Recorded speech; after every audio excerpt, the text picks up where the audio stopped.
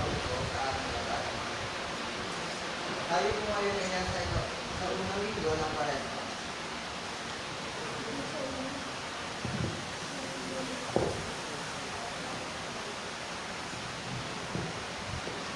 Sa panahon ng Kwaresma, inaanyayahan tayo bilang isang bayan na higit na pagnilayan ang misteryo ng Pasko ni Kristo. Ang kanyang pagpapakasakit, pagkamatay at muling pagkabuhay. Ipinagdiriwang natin ngayon ang pambansang linggo ng mga migrante.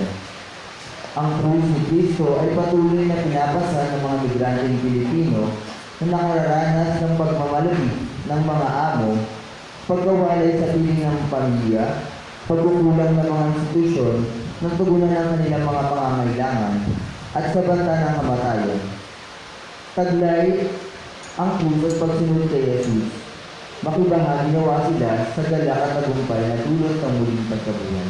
Bilang panimula po ng ating pagdiriwang, magsitayo po ang lahat.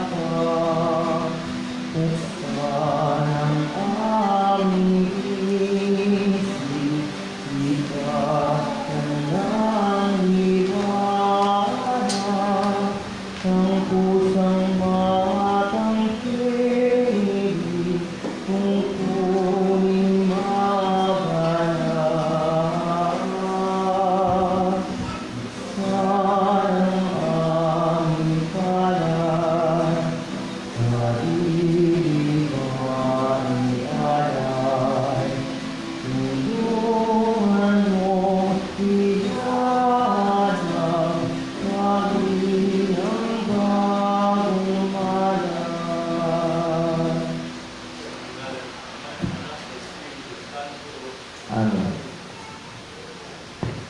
Sumainyo ang Panginoon. At sumayin. Mga kapatid, napakabilis ng araw. Ngayon ay Marso na. At tayo ngayon ay nagdiriwang ng unang linggo na Kwaresma. At sa bagay na ito, inaanyayahan natin pagnilayan ang pagtukso sa ating Panginoon Jesus doon sa desert. Kasama niya, tayo ay humingi ng lakas mula sa Panginoon sa mga tukso na dumarating sa ating buhay. Bigyan natin ng atensyon ito at humingi tayo ng patawad sa mga naging pagkukulang natin. Sinugong ka na pagpagaling sa mga nagsisisi, Panginoon, kaawaan mo kami. Panginoon, kaawaan. Dumating na tagapag-anyayang mga makasalanan ay magsisi, Kristo, kaawaan mo kami. Kristo, kaawaan mo kami. Nakaluklok ka sa kanan ng Diyos Ama para ipamagitan kami, Panginoon, kaawaan mo kami. Panginoon, kaawaan mo kami. Kaawaan tayo ng makapangyarihang Diyos, patawarin sa ating mga kasalanan at pagtubayan tayo sa buhay na walang hanggan. Amen. Manalangin tayo. Ama naming makapangyarihan sa taon-taong pagdiriwang sa paghahandang 40 araw para sa Pasko ng pagkabuhay. Kami nawa ay lalong umunlad sa pagtuklas sa hiwaga ng tagumpay ni Kristo upang masundan namin siya sa pamumuhay na marangal. Bilang aming tagapamagitan, kasama ng Espiritu Santo, magpasawalang hanggan. Amen. Magsiupo ang lahat at makinig sa pagpapahayag ng salita ng Diyos. Sa unang pagbasa, nilikha at pinagpala ng Diyos ang tao. Ngunit sa pagsuway nito, sa nais ng kanyang tagapaglikha, napahuwalay siya sa kanya. Dahil dito, ay naranasan ang kaguluhan at kawalang pag-asa. Ito ay sinasagisag ng kanilang pagkahubad. Makinig po tayo sa unang pagbasa. Pagbasa mula sa aklat ng Henesis. Ni Nilikha ng Diyos ang tao mula sa alabok, hininghan sa ilong at nagkaroon ng buhay. Naglagay ang Panginoon ang isang halamanan sa Eden, sa dakong silangan, at doon dinala ang taong kanyang nilalang. Pinasibol na roon ang lahat ng uri ng kahoy na nakalulubot sa paningin at masasarap ang bunga. Sa gitna ng halamanan, naroon ang punong nagbibigay buhay at ang punong nagbibigay ng kaalaman tungkol sa mabuti at masama. Ang ahas ang pinakatuso sa lahat ng hayop na nilikha ng Panginoon. Minsan tinanong nito ang babae, totoo bang sinabi ng Diyos na huwag kakain ng anumang bungang kahoy sa halamanan? Tumugon ang babae, hindi naman. Ipinakakain sa amin ang anumang bunga sa halamanan. Huwag lamang ang bunga ng puno na nasa gitna niyon. Pag kami raw ay kumain ng bunga nito o humipo man lang sa punong iyon, mamamatay kami. Hindi totoo yan. Hindi kayo mamamatay, wika ng ahas. Gayon ang sabi ng Diyos, sapagkat alam niyang kakain kayo ng bungang iyon, magkakaroon kayo ng pagkaunawa. Kayo'y magiging parang Diyos. Malalaman ninyo ang mabuti at masama. Napakaganda sa paningin ng babae ng punong kahoy at sa palagay niya ay masarap ang bunga nito. Nabuo sa isipan niya na mabuti ang maging marunong, kaya tumitas siya ng bunga at kumain. Kumuha rin siya para sa kanyang asawa at kumain din ito. Nagkaroon nga sila ng pagkaunawa matapos kumain. Noon nila na lamang sila ibubad, kaya kumuha sila ng mga dahon ng igos, pinagtagni-tagni at ginawang panakip sa katawan. Ang salita ng Diyos. Salamat sa Diyos. Salmong tugunan, puon iyong kaawaan, kami sa iyo nagsisuway. Puon iyong kaawaan, kami sa iyo'y nagsisuway. Ako'y kaawaan, o mahal kong Diyos, sang-ayon sa iyong pagmandahang loob. Mga kasalanan ko'y iyong pawilin, ayon din sa iyong pag-ibig sa akin. Linisin mo sana ang aking karumihan, at ipatawad mo yaring kasalanan. Puon iyong kaawaan, kami sa iyo'y nagsisuway. Ang pagsalansang ko ay kinikilala, lagi nga sa isip ko at alaala. Sa iyo lang ako nagkasalang tunay, at ang nagawa ko'y di mo nagustuhan. Puon iyong kaawaan, kami sa iyo'y nagsisuway. Isang pusong tapat sa aking likhain, bigyan mo, O Diyos, ng bagong damdamin. Sa iyong harapan, huwag akong alisin, ang Espiritu mo ang paghahariin. Puon iyong kaawaan, kami sa iyo'y nagsisuway. Ang galaang dulot ng iyang pagliligtas, ibalik at ako ay gawin mong tapat. Turuan mo ako makapagsalita at pupurihin ka sa gitna ng magdang. Puon iyong kaawaan, kami sa iyo'y nagsisuway. Sa ikalawang pagbasa, inihahambing ni Pablo ang pagsuway ni Adan sa pagsunod ni Jesus. Ang biyaya ng pagligtas na hatid ng kamatayan at muling pagkabuhay ni Jesus ay higit na makapangyarihan sa bisa ng kasalanan na umaalipin sa sanglilikha. Makinig po tayo sa ikalawang pagbasa. Pagbasa mula sa sulat ni Apostol San Pablo sa mga taga-Roma. Mga kapatid, ang kasalanan ay pumasok sa sanlibutan sa pamamagitan ng isang tao at ang kamatayan sa pamamagitan ng kasalanan niya. Dahil dito, maganap ang kamatayan sa lahat ng tao sapagkat ang lahat ay nagkasala. Sa pamamagitan ng isang tao, si Adan, naghari ang kamatayan dahil sa kanyang kasalanan. Ngunit sa pamamagitan din ng isang tao, si Jesucristo, higit ang tinamtan ng mga kinahabagan ng sagana at pinawalang sala. Sila'y maghahari sa buhay, kay laki ng kahigtan ng pagpapalang ito kaysa kasawiang ito. Kaya kung paanong nagbunga ng kaparusahan sa lahat ng kasalanan ng isang tao, ang pagkamatuwid naman ng isang tao ay nagdulot ng kapatawaran at buhay sa lahat. Sapagkat sa pagsuway ng isang tao ay marami ang naging makasalanan.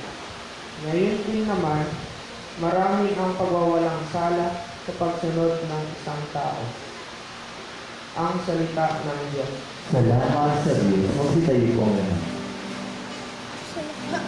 Tao ay nabubuhay, hindi lamang sa tinapay, hindi sa salitang mahal, mula sa bibig na banal, ng angat ating may kapal. Sumainyo ang Panginoon. At sumayin, Ang mabuting balita ng Panginoon ayon kay San Mateo. papuri sa iyo, Panginoon. Noong panahon iyon, si Jesus ay dinala ng Espiritu sa ilang upang tuksuhin ng diablo. Doon, 40 araw at 40 gabi, nag-ayuno si Jesus at siya'y nagutom. Dumating ang manunukso at sinabi sa kanya, "Kung ikaw ang anak ng Diyos, gawin mong pinapay ang mga batong ito." Ngunit sumagot si Jesus, "Nasusulat, hindi lamang sa tinapay nabubuhay ang tao, kundi sa bawat salitang namumutaw sa bibig ng Diyos." Pagkatapos nito'y dinasya ng diablo sa taluktok ng templo sa banal na lungsod. "Kung ikaw ang anak ng Diyos," sabi sa kanya, "magpatihulog ka sapagkat nasusulat, ipagbibilin niya sa kanyang mga anghel na ingatan ka, aalalayan kanila upang hindi ka matisod sa bato." Sumagot si Jesus, "Nasusulat din naman, huwag mong subukin ang Panginoon mong Diyos." Pagkatapos, dinala siya ng diablo sa isang napakataas na bundok, at mula roon, ipinatanaw sa kanya ang lahat ng kaharian ng sanlibutan at ang kayamanan ng mga ito.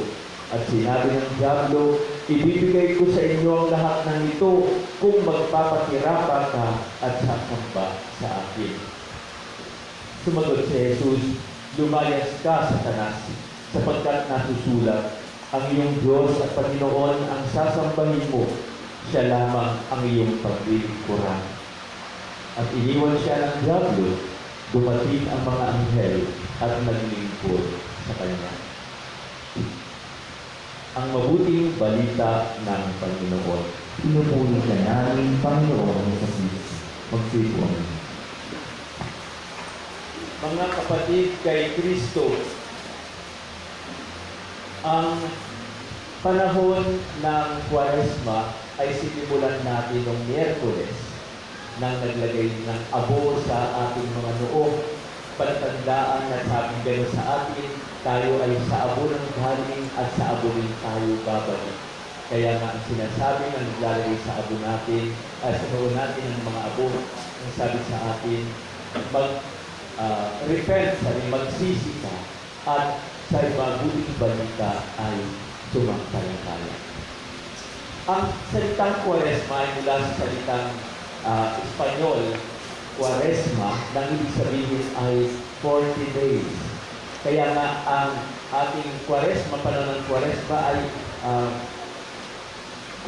humigit ng 40 days ang ating binubuo bago dumating ang mga mahal na araw. Kaya nga, ang panahon ito ay panahon ng pagninilay natin sa pagpapakasakit, kamatayan at muling pagkabuhay ng ating Panginoon. Ang salitang Ingles ay Lent. Ito ay mula sa salita ng siguro mga Italiano, lentamente, na ibig sabihin, dahan-dahan. No? Hindi lamang yung sukat na 40 days ang ibig sabihin ng Lent. Ibig sabihin, dahan-dahan ka sa bawat araw na ating susubaybayan, tatahakin sa panahon ito ng Kwaresma during the Lenten season. Bakit? Kasi ito yung mga araw na mapapansin ninyo noong Pasko, parang umaga na, pero parang madilim pa.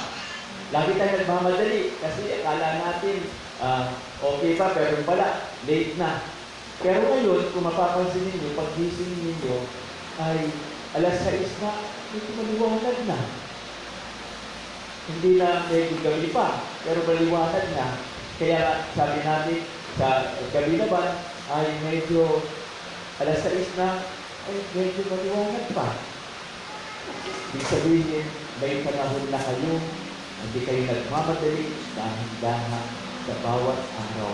Para meron kayong panahon na maglingay, manalangin, at gumawa ng mabuti sa mga araw na ito. Kaya nga upang tulungan tayo na magkaroon ng panahon ng paglilingay at pag-isa sa mga gawain sa panahon ito ng Kwaresma, binibigay sa atin ang mga, may dalawa tayong bagay na sinusunod natin yung panahon ng pag-aayuno, fasting, at pag-aabstinensya. Yung ba, hindi tayo natin pagkain ng karne sa mga araw na yun. At anong dahilan? Bakit gawin natin ito? Siguro sasabihin natin, para magbabayad ako sa mga kasalanan na gawa ko na. Magbabayad puri. Sabi naman ng isa ay, nakikiisa ako sa kamatayan, ako yung pagkabuhay ni Jesus. Para bagang gusto ko siyang samahan sa aking pagpapakasakit na ganito. Yung isa naman, ang sabi gano'n, kasi kailangan magkaroon ako ng disiplina sa aking sarili. Hindi lang kung anong gusto ko, yun na. Magkaroon ako ng disiplina.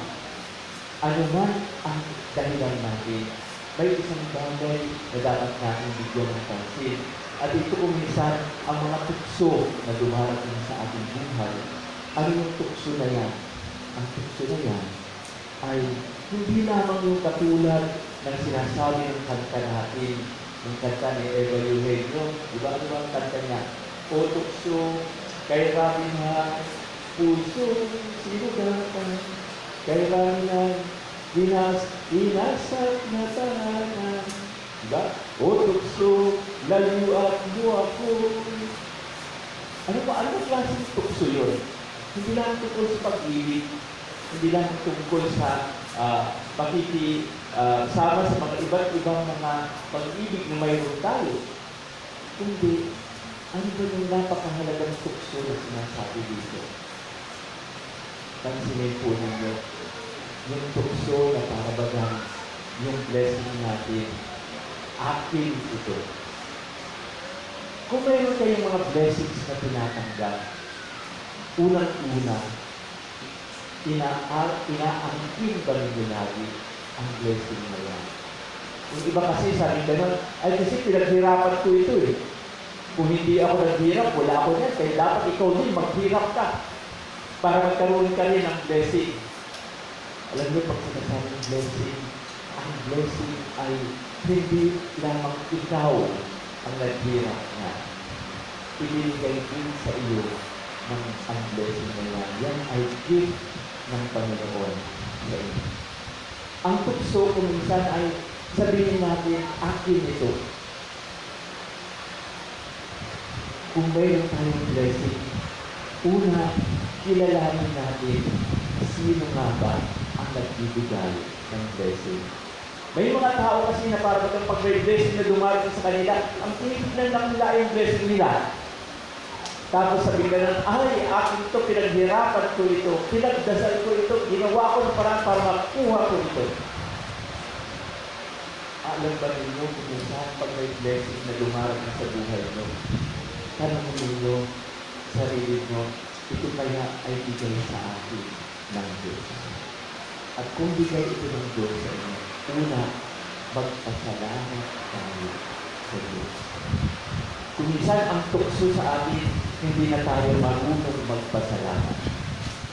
Kung ang isang tao, pag nakita niya mayroon siyang blessing, natututo siya nagpapasalamat sa Diyos, yun, lumalayo siya sa tukso. O tukso, layuan mo ako. Marunong ka magpasalamat.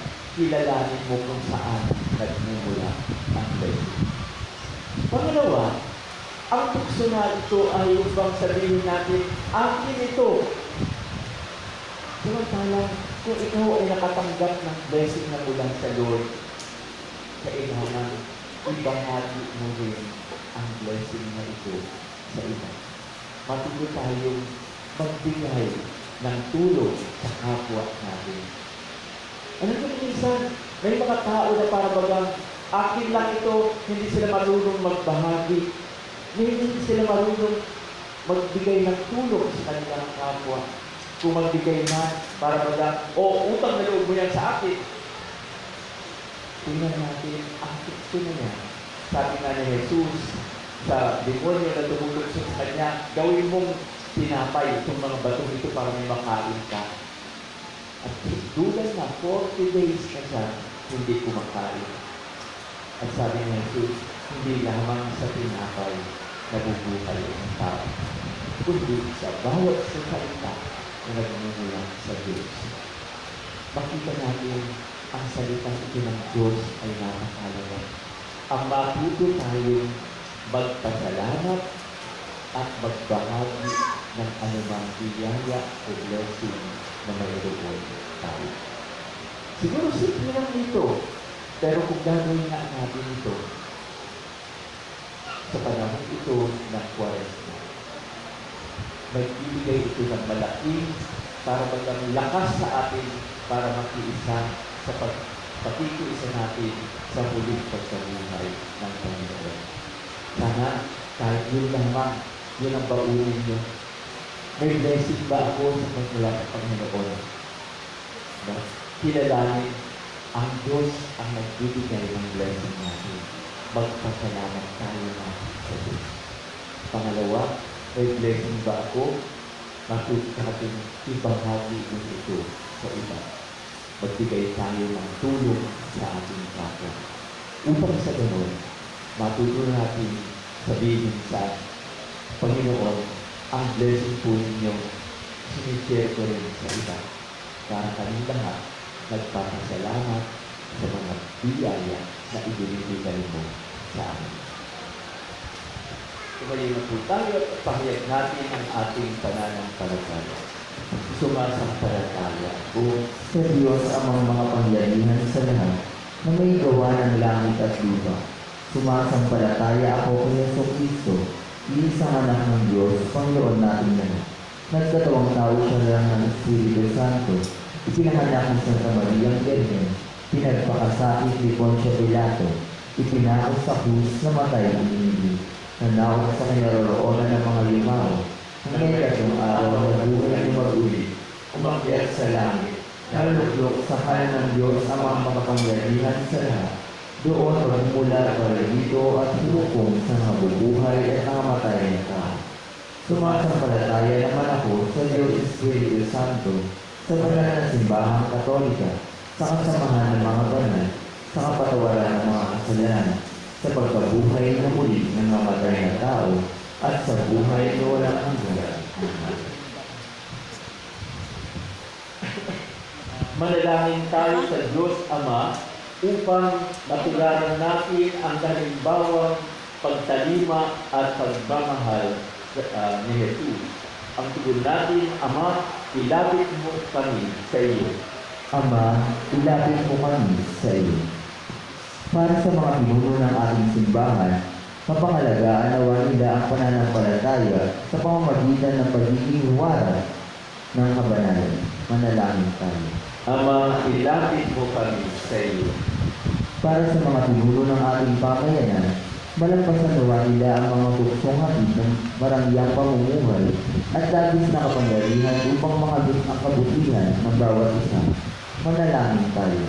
Ama, ilapit mo kami sa iyo. Para sa mga kapayapang Kristiyano, mabaling nawaan namin na ang Kwaresma ay panahon ng lubos na pagsisisi, pag-iwas sa kasalanan at pagtanggap sa sakramento ng pagkisal. Manalangin tayo. Ama, ilapit mo kami sa iyo. Para sa Episcopal Mission for the Pastoral Care of Migrants and Itinerant People, maging matagumpay nawa sila sa kanilang misyon na pangalagaan at paglingkuran ang mga migrante. Manalangin tayo. Ama, ilapit mo kami sa iyo. Para sa mga kapatid natin na mayapa na, makauwi nawa sila sa tahanan ng Ama. isama po natin sa ating panalangin para sa kaluluwa nina Ernesto Ramos, Elinita Agabaw, Elizabeth Samson, Leonila Ponciano, Rolando Jesus Canda, Renato Huwinda, Wilfrido Barrera, Wilda Manlabas, Juanila David, at Pablo Basilio. Manalangin tayo. Ama, ilapit mo kami sa iyo. Sa ilang sandali ng katahimikan, ating ipanalangin ang iba pang mga pangangailangan ng ating pamayanan, pati na rin ang ating pansariling kahilingan. Kasama ang pasasalamat na Rinal, Donghanday Family, Pico Rodel Rodrigo, Joseph and Jeffrey Canday Family,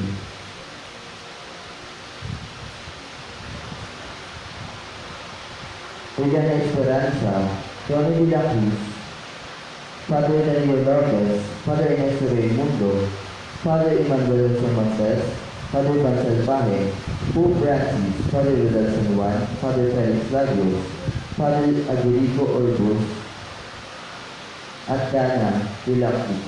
Manalangin tayo. Ama, ilapit mo kami sa iyo. Para sa ating mga pansariling intensyon at mga intensyon na hilingin tayo ng iba mula sa atin, tahimik tayong magdasal.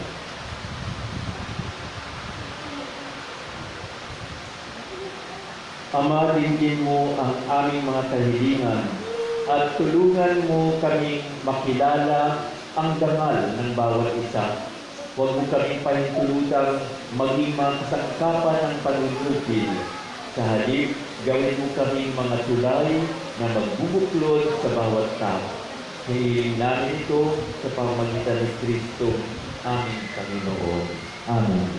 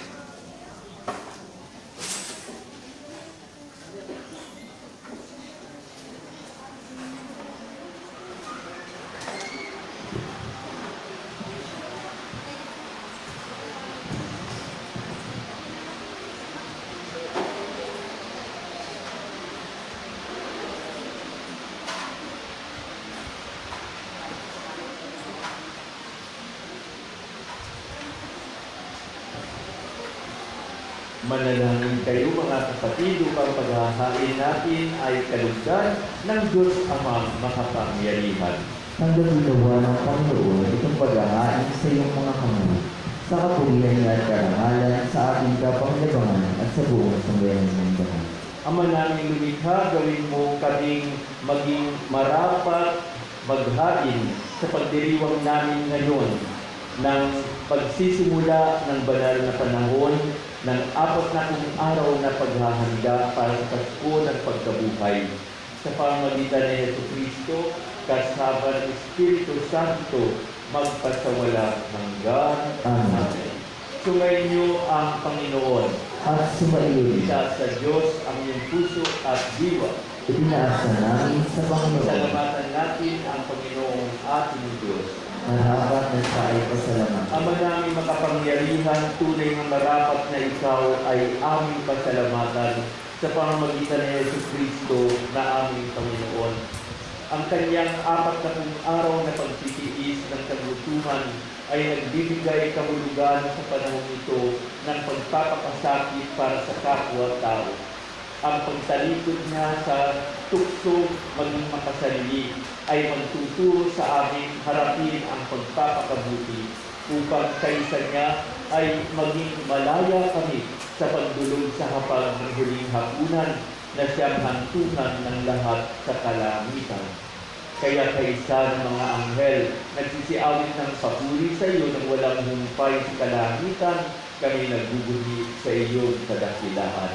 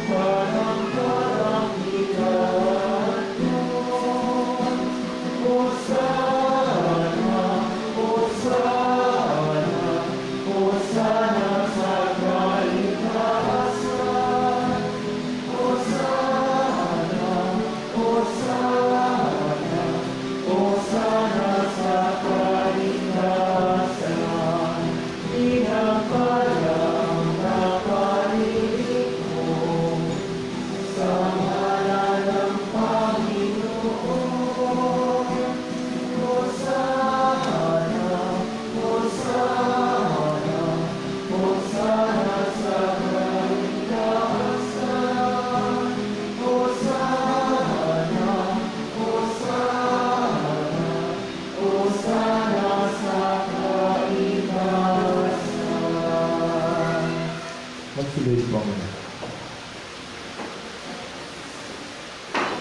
Ama naming banal, ikaw ang bukal ng tanang kabanalan, kaya sa pamagitan ng Espiritu gawin mong banal ang mga kaloob na ito upang para sa amin ay maging katawan at dugo ng aming Panginoong Hesus Kristo.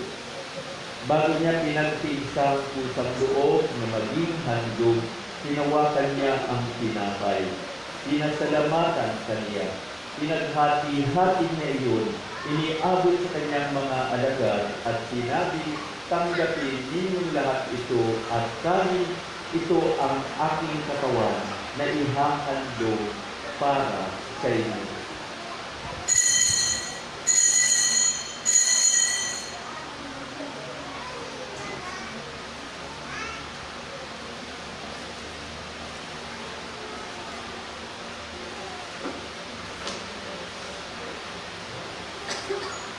Gayon din naman, nung matapos ang hapunan, hinawakan niya ang kalis, muli kanyang pinasalamatan. Iniabot ang kalis sa kanyang mga alagad at sinabi, tanggapin ninyong lahat ito at inumin, ito ang kalis ng aking dugo, ng bago at walang hanggang tipan.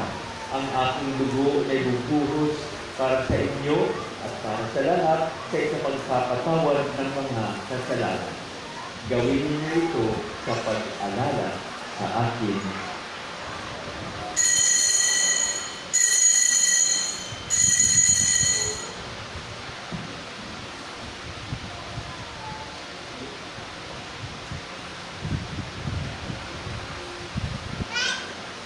Ang misteryo ng pananampalataya.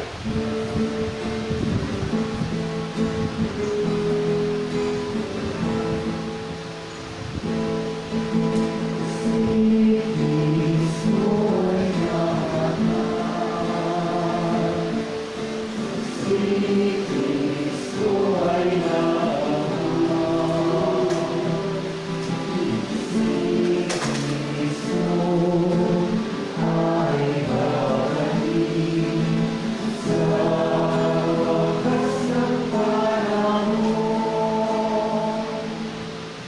Ama, ginagawa namin ngayon ang pag-alala sa pagkamatay at muling pagkabuhay ng iyong anak.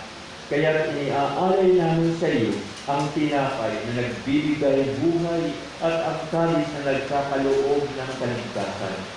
Kami nagpapasalamat dahil kami iyong nilarapat na tumayo sa harap mo para maglingkod sa iyo. Sinasamo namin na kami magsasalo-salo sa katawan at dugo ni Kristo ay mabuklod sa pagkakaisa sa pamamagitan ng Espiritu Santo. Ama, lingapin mo ang simbahang laganap sa buong daigdig. Puspusin mo kami sa pag-ibig kaysa ni Francisco na aming Santo Papa, ni Bartolome na aming mahal na obispo at ang tanang kaparian. Alalahanin mo rin ang mga kapatid namin nahimlay na may pag-asang sila'y muling mabubuhay at gayon din ang lahat ng mga pumanaw. Kaawaan mo sila patuloyin sa iyong kaliwanagan. Kaawaan mo at pagdapatin kaming lahat na makasalo sa iyong buhay na walang wakas. Kaysa ang mahal na Birhen Maria na ina ng Diyos, kaysa ni San Jose, kanyang esposo, kaysa ng mga apostol at ang lahat ng mga banal na namuhay dito sa daigdig ng kalugod-lugod sa iyo, may pagdiwang namin ang pagpupuri sa ikararangal mo sa pamamagitan ng iyong anak na aming Panginoong Hesus Kristo. Sa pamamagitan ni Kristo, kasama niya at sa Kanya, ang lahat ng parangal at papuri ay sa iyo, Diyos Amang makapangyarihan, kasama ng Espiritu Santo, magpasawalang hanggan.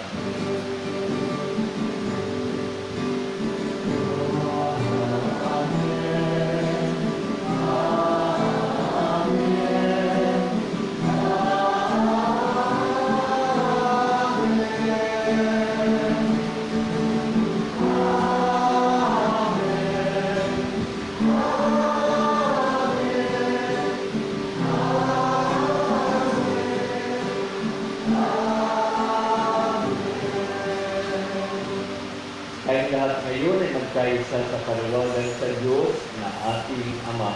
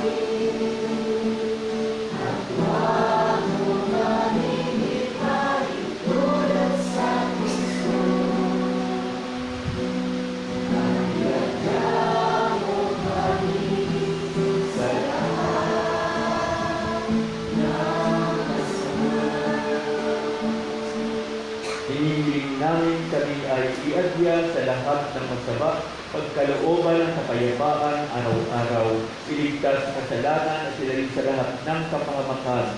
Samantalang aming pinananabikan ang dakilang araw ng pagpapahayag ng tagapagligtas namin si Jesu Kristo.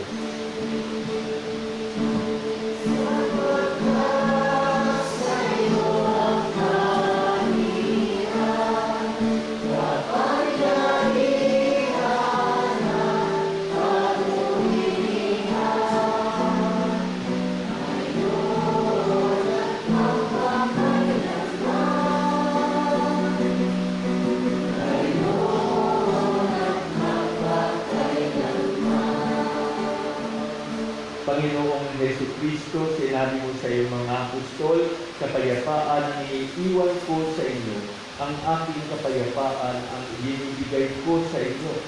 Tunghayan mo ang aming pananampalataya at huwag ang aming mga pagkakasala. Pagkalooban mo kami ng kapayapaan at pagkakaisa ayon sa iyong kalooban, kasama ng Espiritu Santo, magpasawalang hanggan. Amen. Ang kapayapaan ng Panginoon ay laging sumanin ng lahat. Magbigayan kayo ngayon ng kapayapaan sa isa't isa.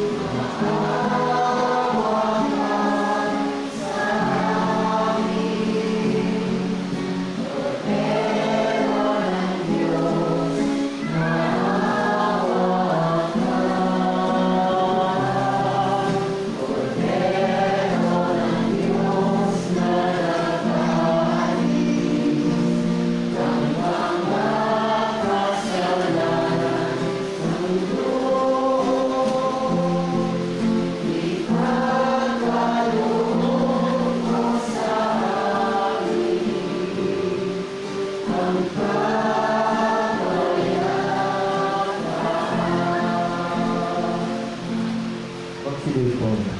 Narito ang kordero ng Diyos na nag-aalis ng mga kasalanan ng sanlibutan. Mapapalad ang mga nakikiisa sa piling na ito ng kordero. Panginoon, hindi mo marapat dapat na magpatuloy sa iyo, ngunit sa isang salita mo lamang ay gagawin sa amin.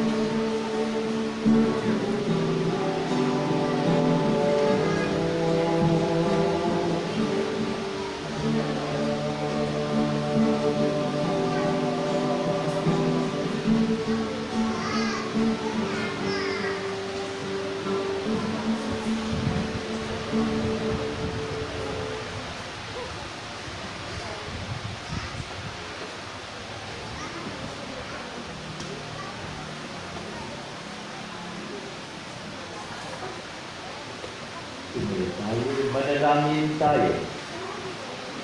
Ama naming mapagmahal, kaming pinapakinabang mo sa pagkain iyong bigay ay tumanggap ng pampalakas ng pananampalataya, pampatibay ng pag-asa at pampaalam ng pag-ibig.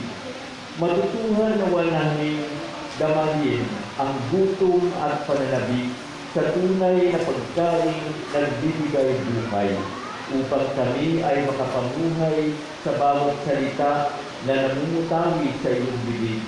Sa pamamagitan ni Jesucristo, kasama ng Espiritu Santo, magpasawalang hanggang. Amen.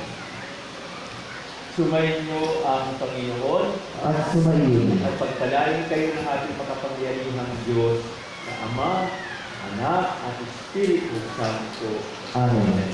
Taglayin natin sa ating puso at diwa ang kapayapaan at pagmamahal ni Kristo. Salamat sa Diyos.